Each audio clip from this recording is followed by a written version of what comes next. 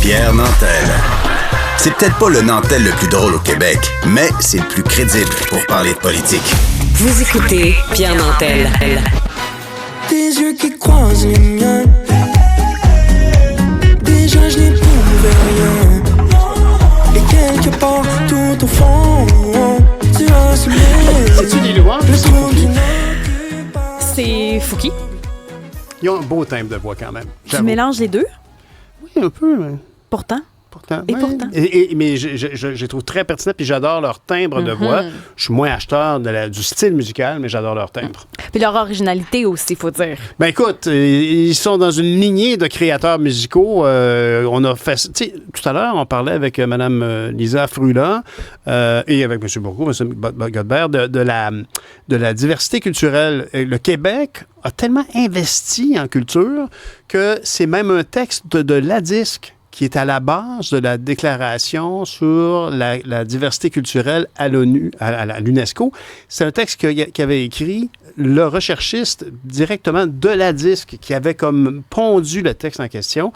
Alors, moi, je pense que en musique, au Québec, on a jeté les bases pour une industrie, mais aussi déployé beaucoup d'outils qui ont traîné. Puis ça a amené beaucoup de gens à s'approprier les moyens de création, dont des jeunes comme ces gens-là qu'on entend ici. Puis sortir un petit peu de la boîte. Tu sais, si je pense à Fouki, par exemple, le hip-hop, on avait l'habitude dans les années 90, c'était un petit peu plus gangster rap. Ben oui. Ou c'était de chez nous. Ben, il y en avait, mais c'était vraiment du hip-hop de rue. Tu sais, tandis que là, ben, il y en avait plein d'autres. Là. Il y avait Ils vont crever, etc. À l'Assemblée. Il y en avait plein. Camaro.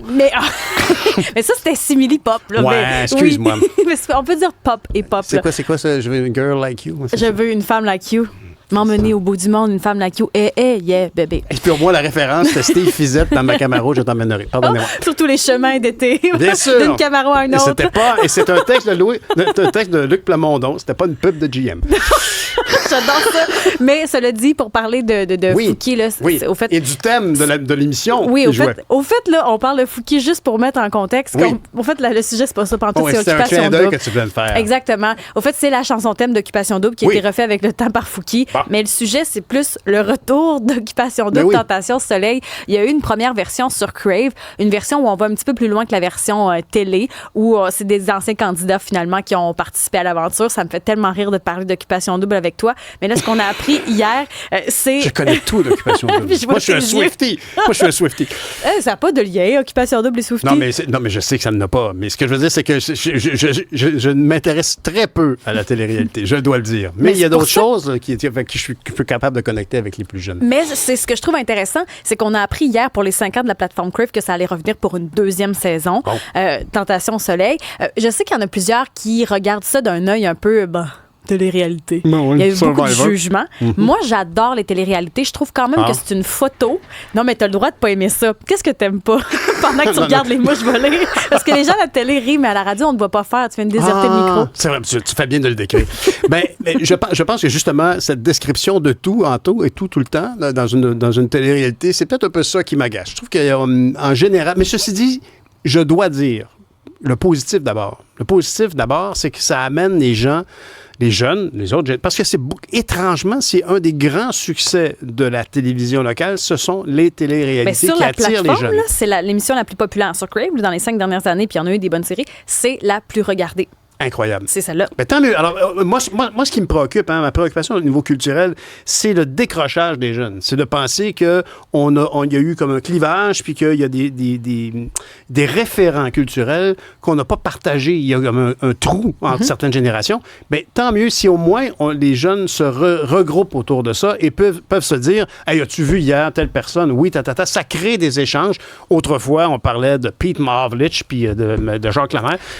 Mais c'est vrai qu'il y a un fossé. Au fait, on n'a pas été capable de transmettre notre bagage culturel. Il y a quelque chose où on a échappé. Mais par rapport à ça, je trouve juste que c'est une photo d'un pan de la société, qu'on aime ou qu'on n'aime pas. D'ailleurs, il y en a une, Virginie, qui a participé autant à la version connue à la télé que Tentation Soleil, qui a fait une publication hier, entre autres, par rapport à son poids. Puis ça aussi, c'est une autre affaire dont il faut parler. Je pense que j'ai jamais vraiment fait ça, m'asseoir devant ma caméra pour parler d'un sujet qui revient dans mes DM et dans la vraie vie.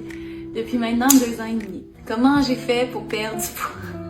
Puis j'ai reçu cette question-là. La question qu'elle pointe, c'est t'es vraiment belle, t'as perdu beaucoup de poids. Comment t'as fait pour perdre beaucoup de poids? Puis ce qu'elle raconte dans la vidéo, c'est qu'elle a fait une dépression après occupation double. C'est un peu ça qui a fait que son poids, il en a perdu. Son poids qui est yo-yo, là, elle l'explique dans la vidéo, Virginie Latour. Ça aussi, je trouve que c'est un autre aspect de la télé-réalité. Le poids, le look, le regard, à quoi ça ressemble, génération réseaux sociaux, où on se compare beaucoup. Ça aussi, ça fait partie des sujets de discussion. Puis elle, ce qu'elle raconte, c'est que, tu sais, les gens la valorisaient dans « on te trouve belle », alors qu'elle, dans le fond, elle est en détresse. Puis c'était pas nécessairement sain la façon dont elle perdait son poids.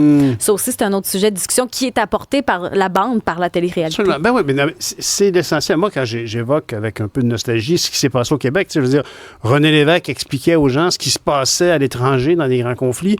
Marie-Claude Barrette, dans Deux filles le matin, parlait d'enjeux de santé avec des gens. C'est le partage. Alors, si les gens partagent aujourd'hui comme ça, c'est une belle chose, tant mieux si les gens peuvent... Mais il faut évidemment le faire avec bienveillance. Ce qu'on entend ici, c'est qu'elle, même si on faisait un compliment, c'était un peu toxique. Puis des fois, c'est pas les gens qui faisaient des commentaires n'étaient pas toujours malveillants. Des fois, on ne sait pas ce que les gens vivent. Clair. Cela dit, ça ne prend pas que de la télé-réalité, mais ça fait partie du paysage. On ne peut pas le bouder. C'est très clairement, ça émane de la personne qui s'occupe de la culture, Isabelle Perron. Merci, tu as raison, et je vais aller voir ce qui se passe sur cette émission. Salut. Salut.